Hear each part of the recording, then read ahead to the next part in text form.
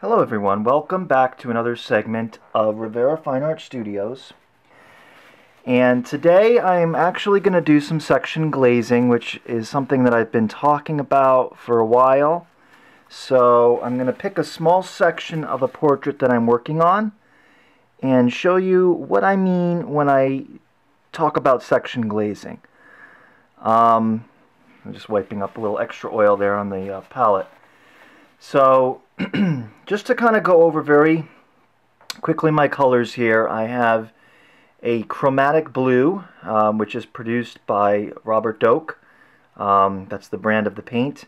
Here I have a cobalt violet, and that's a Rembrandt, is the brand of the paint for that. Here's an Old Holland Persian rose, Robert Doak General Rose Madder. Here's a Williamsburg alizarin orange.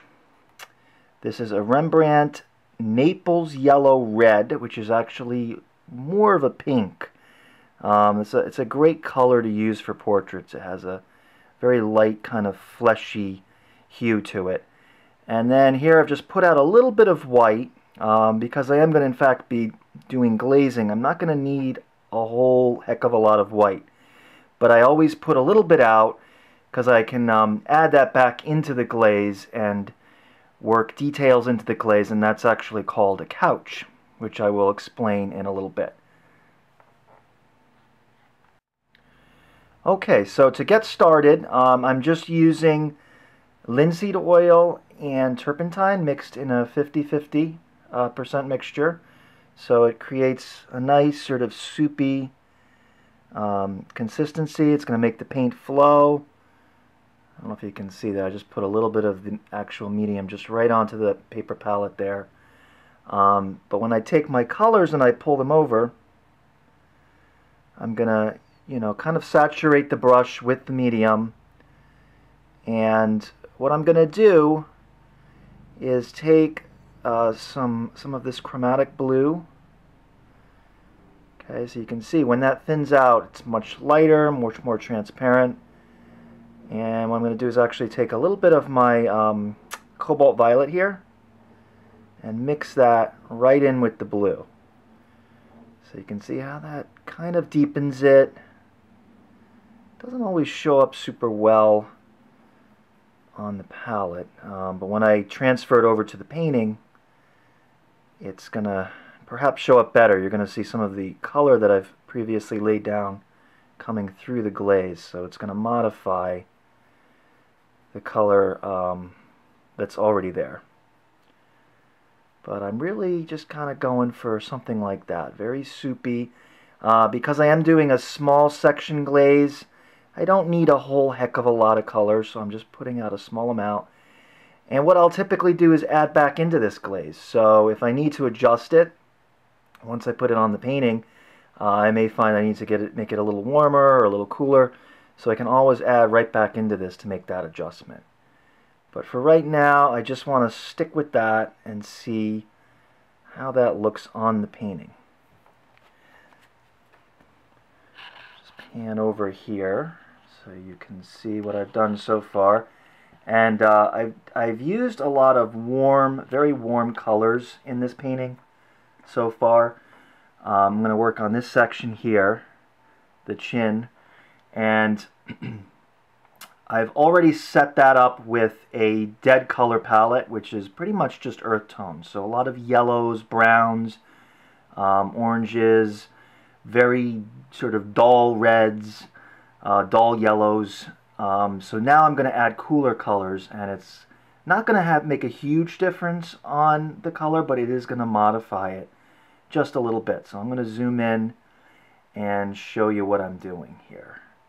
If you'll just bear with me, I'm just going to make this, bring this over here and adjust, zoom in here. Okay, try to get that sharper. Alright, so there we go. And I'm doing this right from behind the camera. So I'm not going to have, my head's not going to be in the way as I'm working on this. Another thing you'll see is that this glaze will in fact darken this a little bit, some of these lights. But I just want to rub out the excess paint. I don't want to have a super lot in the brush. And I just want to take an area and just kind of lightly brush over what's already there. Now it's important for me to stress that this is actually dried. All of this here is dry. So it's not going to affect the paint. It's not going to blend with anything that's already been put down. And it gives me, you can see it's definitely changing the color. It's got more of a sort of a dull blue hue to it. I'm going to modify that a little bit. I actually want to add a little bit more pink into it. But let me just scrub this in first over a general area. And then I'll go back and make some color adjustments. I want to really kind of knock down some of the lights. So in the underpainting, the lights that I put down, I actually made them a little bit brighter. And I knew that they were a little brighter because I knew I was going to glaze over it. So they were brighter. I made them actually intentionally brighter than I wanted them. And now I'm knocking it all down. So it's going to make, it's going to be more subtle.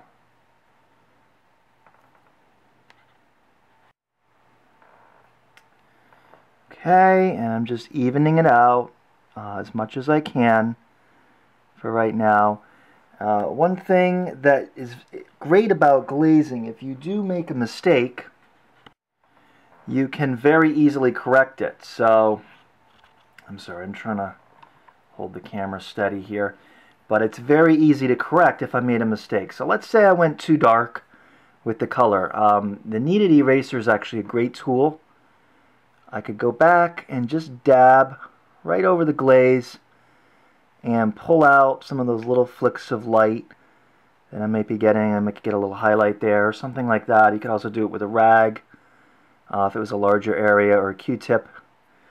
But because all that details is locked in, it's dry, it's not going anywhere, I can just very easily manipulate. I can pull some of the glaze out, I can add back into the glaze.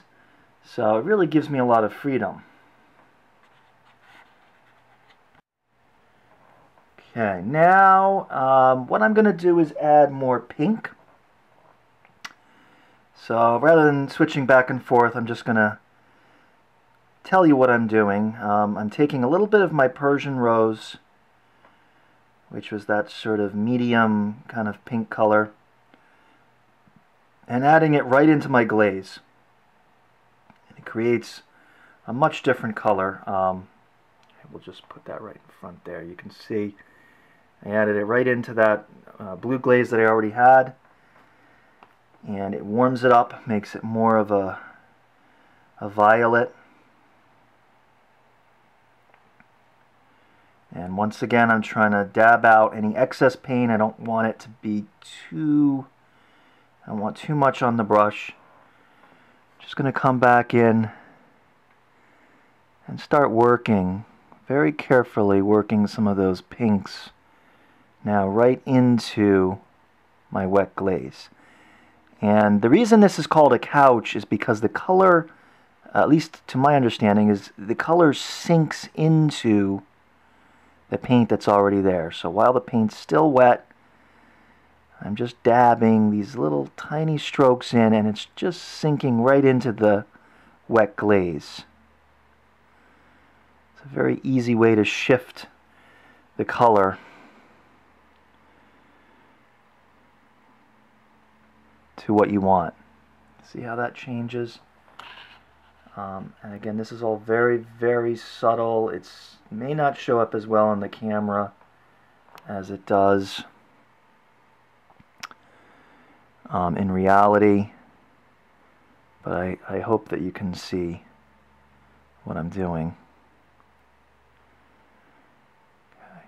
Now this area is starting to match up better to the area right next to it. So before, this was way too cool for what was happening here.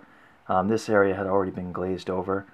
Now I'm starting to match the colors up, and I'll just kind of keep going with this mixture that I have now. I really like the color that it's creating, so I'm just going to dab in, kind of follow the direction of some of the strokes that are already there.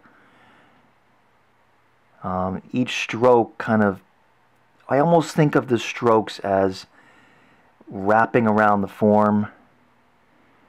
Kind of like if I was sculpting this even with clay, I'd want the marks that I'm making with whatever sculpting tool I'm using to mimic or to move in the direction of the form that I'm accentuating.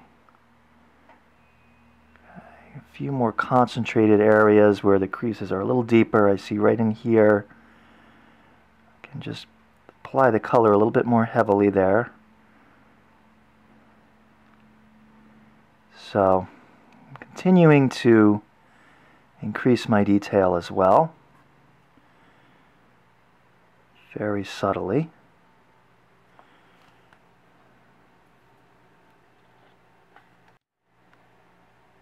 Okay. In this area here, there are certain places on the face where the pinks are stronger. Not sure exactly what causes that. I think it's just a combination of there maybe being a higher concentration of blood vessels in those areas, and also perhaps the transparency of the skin, and the blood flow, of course. But right in here, I see a higher concentration of pink. So I'm gonna just put that in. I actually reapplied it on the brush, and I'm just gonna really kind of increase the saturation of the color right in that area. Now again, all of this is very subtle. I don't need to do too much because I already had quite a nice variety of warm and cool colors in the underpainting, but this is just giving it that extra little punch that I need to just bring out more of the detail and just the complexion. So the skin is now getting a little bit closer to what I want.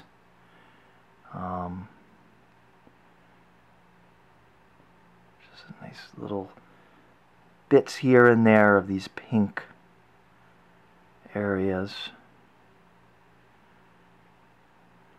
Okay, just like that. So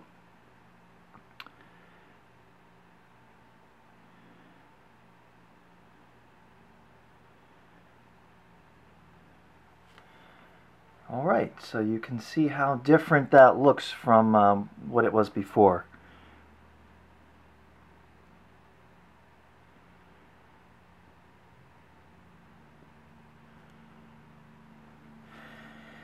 When I get to the lips, I'm going to use a completely different glaze for this. Now this is much duller than what I want, so I'm just going to take a few minutes to mix up a glaze, and then I will come back and talk about what I'm doing.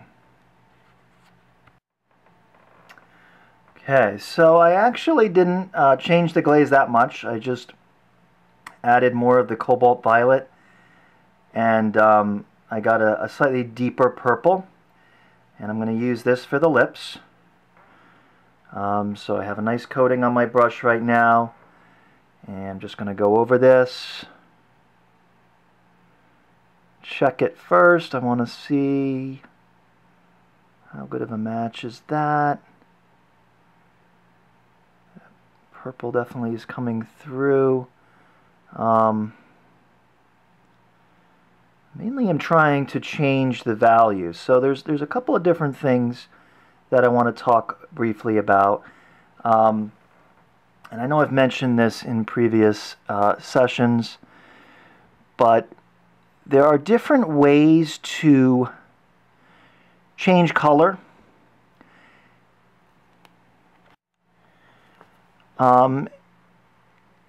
So you can make color warmer and cooler. I talk about that very often.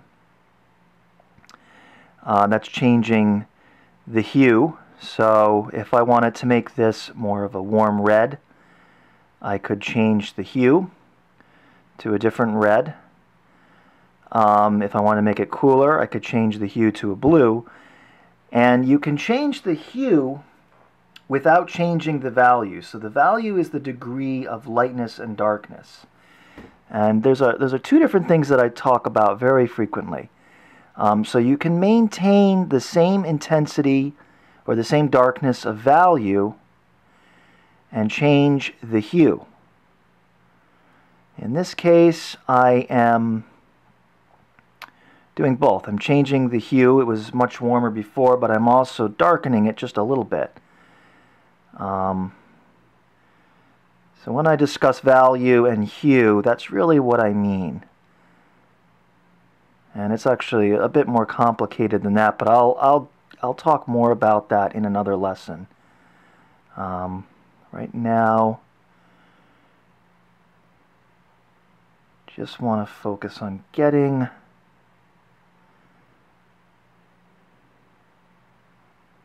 the color and the value right.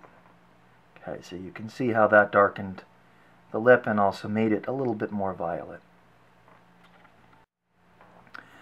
Okay, right underneath the lip, it gets much warmer. So if I look right in here, it gets warmer. It's more of a sort of an orangish or a burnt, kind of a burnt red color, and also gets quite a bit darker. So once again, I'm going to be working on changing the value and the hue to pick out that shadow. Okay, so here goes. What I've done is I'm just picking up some of the alizarin orange, which is that really burnt, deep, kind of toasty orange color that I had on the palette, and I'm just going to go in and very carefully dab right back into my wet glaze. So this area is still wet, and starting, just going to look at what I'm seeing there. I'm seeing shadow. It's being created by some of the creases in the flesh. And here's where I really just start mixing my glazes together. So this becomes a little bit more like direct painting. So I'm actually just kind of blending and mixing as I go now. But everything is still transparent, or translucent rather. So I'm still getting much of the color underneath coming through, which ultimately gives more depth to the color overall. I'm getting optical color effects by painting translucently, and I can really start to now accentuate some of these finer details. There's so many little creases right under the lip, and getting stubble and wrinkles. So I'm just going to pick out some of those. I'm going to strengthen my line right here for the chin. Very important crease. Separates the chin from the piece below the lower lip. Okay, it's a little warm, so I'm going to add just a very faint amount of blue to that. Try to just darken it a little, neutralize it.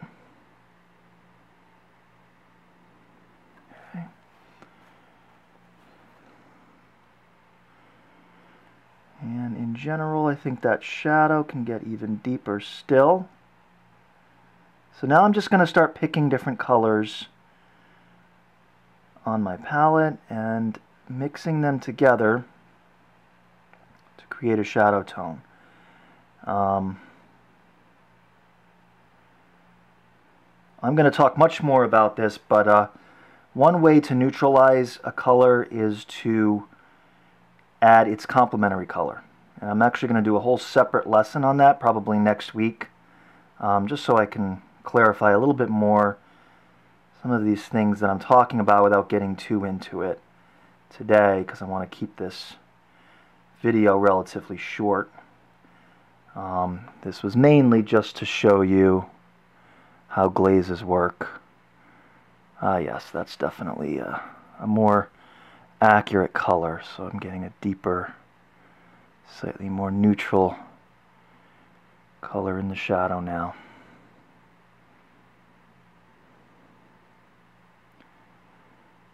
And all of this is constant adjusting. So whatever I have on the palette, I take it, I put it on just a small area. If it doesn't work, I go back to the palette and I keep mixing. So don't be afraid to do that. When you're painting, it's all about evaluating. You almost never are going to get it right your first time. I mean, I've been painting for 20 years and I'm constantly adjusting my colors through the whole process. So just don't be afraid to do that. Okay. I wanted to keep today's lesson very short, so I'm going to leave it there. I'm going to work on this on my own for a bit. But that gives you hopefully an idea of what I mean when I talk about section glazing. I'm just going to keep working this out, keep working more very subtle color variations into it, maybe bring out the detail a little bit more in certain places. I have, heavier stubble right here, so I'll go back in with a really fine brush and pick that out. I will probably add a few highlights with white. So if I just mix pure white right into the glaze, it's going to pick up a little bit of the color that's already there and give me another variation. So those are some of the things I'm going to do right now, and then I think next week I will do a lesson specifically on just glazing and how that differs from direct painting. So I'm going to set up a little demo where I'm actually doing both to show you the differences. And I want to talk a little bit more about color intensity, complementary colors, and the differences between hues and values. Okay, so please stay tuned. Tune in next week, and I will post another video. And in the meantime, happy painting.